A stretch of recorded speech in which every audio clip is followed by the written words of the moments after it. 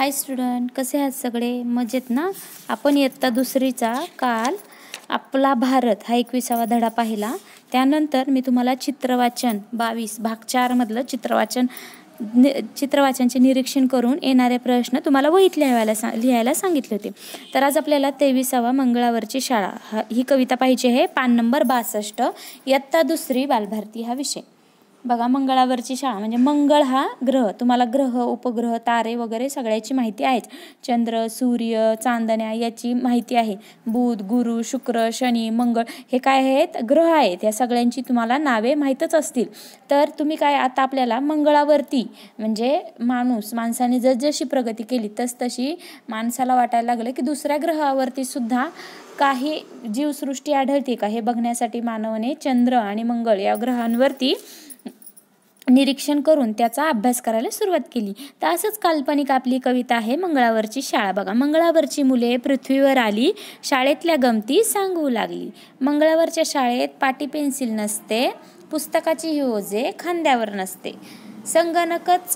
संगणक पेटीच वर्गात असते, शिक्षकाच्या हातात पुस्तक नसते. मुलांपाशी असते संगणक डबी, तिच्या हात असते सगळी खुबी. इतक्यात तबकडी चमकू लागली, मुलांना घेऊन भुरकन गेली.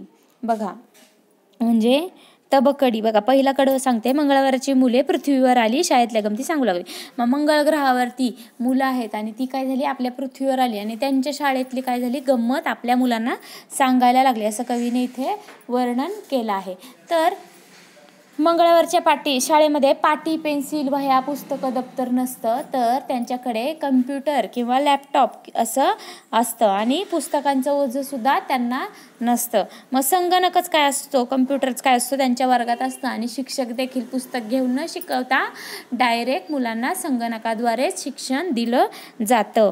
आणि संगणकाची डबी मुलांजवळ असते आणि तिच्यात काय असतं, सगळंच त्यांना शिकण्यासारखं असतं.